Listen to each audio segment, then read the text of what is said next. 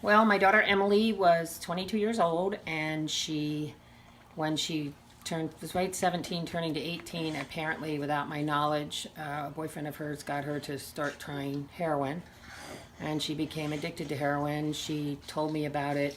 She was not living with me that year, and she asked to meet with me and told me that she was addicted and asked for my help 4 Mays ago. And she went to detox originally, and we thought that would take care of it, and it did not, and we had a pretty bad 3 years of her using and not using, and then she became pregnant with her daughter Carter, and she was 5.5 months pregnant when she found out she was pregnant, and she was using about 24 bags of heroin a day at the time.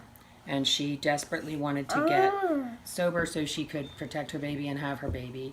And she worked very hard to try to get in inpatient programs, which were not available. No one would take her in Pennsylvania. And she had to go in an outpatient program at a methadone clinic, and she did that.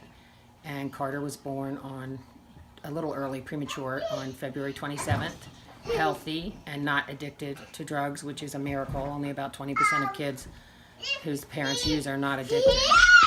And then 9 months later, on the way to work, Emily had a relapse and stopped and purchased some bags of heroin from somebody. And the bag that she used turned out to be 100% pure fentanyl, and it killed her instantly. We didn't find her for 18 hours. She had no heroin in her blood or liver. She had not used any other heroin for the week before that. So I know, honey, we can't read that right now, okay? Can you? Now you're...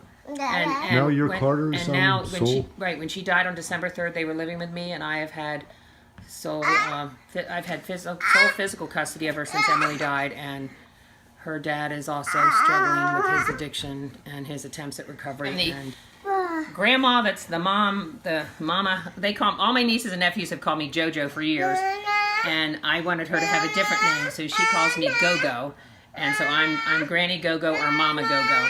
What? I don't know what that means. Oh, you want to watch Moana? Okay. We'll turn it on in a little bit, sweetheart, okay? And so this could last quite a few years. I'm 60, and I'll be 78 when she graduates from high school. And I was a single parent of her mother and her sister. I went through a bad divorce, and now I am raising Carter. Her other grandmother sees her and helps out. Takes her for 1 or 2 times a week sometimes to help, and some of her other dad's relatives are involved in her life too.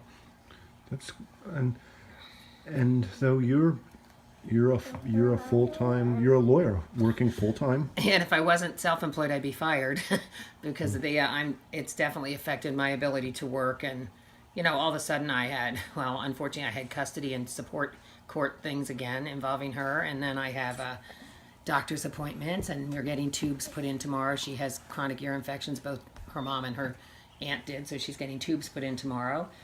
So all the doctor's appointments, vaccination appointments, I was able to continue the WIC benefits that my daughter was getting for her.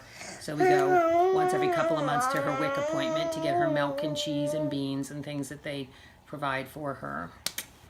And the biggest stressor on me economically is the daycare cost, because I was not prepared at 60 to pay daycare again, and I have a daughter who's a senior at American University in Washington, D.C., and we're, as a single parent family, scraping together with her loan packages and her scholarships to pay that, and now I'm hit with $15,000 a year in daycare costs, which is crippling to say the least. Yeah, so you're at the point where you're finally getting your youngest child through college, but and also, at the time in your life when you would be really thinking about, like, say, maximizing for retirement, things like that. But now it sounds like the clock is rolled back. No, and certainly you never planned for the death of one of your own children, which was horrific, and at the point of the worst grief in your entire life, I'm then taking care of Carter at the same time. It's kind of like we haven't had a lot of time to grieve around here because she was 9 months old when Emily died. Thank God she walked a little bit the week before Emily died. I only got to see her take four or five steps, but she really started to walk the first couple weeks after her mom passed away. But we have been on the go since the minute her mom passed away. When Emily and Carter lived with me, I did not parent Carter. I would babysit her at night when Emily worked. But Emily was the mom. She was a hands-on mom. She was a great mom. She was fantastic with her.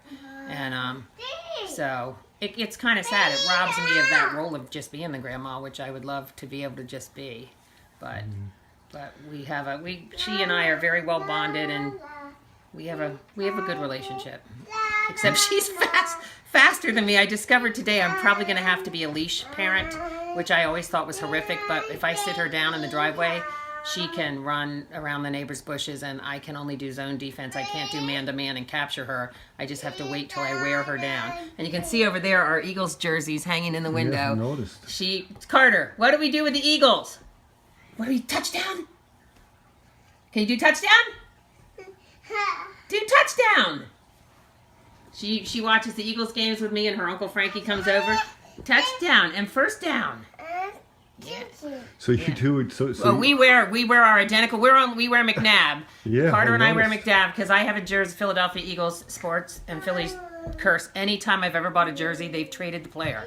So I bought the McNabb, and they traded him to the Redskins. I bought Westbrook, they traded him. I bought McCoy, they traded him. So I'm not allowed to buy any new players. So when I got Carter hers to prevent the curse, I got her a McNabb. So she and I dress in our matching McNabb jerseys for all the Eagles games. And she watches them with us. She screams, she claps, she runs up to the TV and points at it. She knows the touchdowns, and she likes first downs for some reason too. That's nice. That's nice. Well, as you're aware, this issue of grandparents raising grandchildren as a result of the opioid addiction crisis, there's tens of thousands of you out there in Pennsylvania. It is somewhat on the radar of the elected officials now and others. What, if anything, could they do that would help you and others in your situation? I think the one thing that would be really helpful would be to help with to make grandparents that are helping, like I have a custody order for Carter because my daughter had a custody order against her boyfriend that she had custody, and he had supervised visits twice a week because he was still an active addict, and when she was doing well. And I never knew this at the time, even though I'm a family law attorney. If Child Protective Services had placed Carter with me after Emily died, I might have been eligible for something called the kinship program, and they would have actually paid me money per day to take care of her like a foster parent, and it would have covered the daycare. I didn't know that, plus I would not have ever initiated a CPS action against Carter's father. I get along with him, I get along with his mom. When we disagree on things, if we can't work it out, we get the court to resolve it. But I am determined to not fight him or be nasty to him because he is my granddaughter's father. But the daycare would be a huge help. And the processes that you go through, Emily was a waitress and a part-time bartender, so she had public health insurance for Carter because of her income level. When she passed away and I contacted Gateway, I was able to apply. And they don't count my income because I'm not Carter's parent. I'm the grandparent. And I was able to apply with Carter's Social Security income and make sure she maintained her Gateway health insurance coverage. We just did an application to renew that today. I dropped it off. But the standard for the child care subsidy in Pennsylvania is completely different. When I tried to apply through the child care network, they were counting not only my income, and I don't have a legal support obligation for Carter, but they were counting my daughter's work-study income as part of her financial aid package at American University, which to me was completely crazy. And it was a very complicated process. They rejected me at first, demanded a bunch of new information, and I basically gave up and didn't even try. I figure I'll retry again this year. When you're at the worst grief you could possibly be in, it's really hard to go into and I'm a lawyer, and I couldn't even fill the forms out. It was so complicated and so upsetting, and they weren't particularly friendly in the office. I kind of felt like when you're a grandparent, sometimes they act like you're trying to get something extra you're not supposed to instead of a parent, and it wasn't a very friendly process. So the daycare thing, if they can make the system match somehow, I don't understand why you can get the health insurance but you can't get the daycare coverage. They have different criterion for the financial. And that's upsetting. And it's hard to navigate your way through all of that.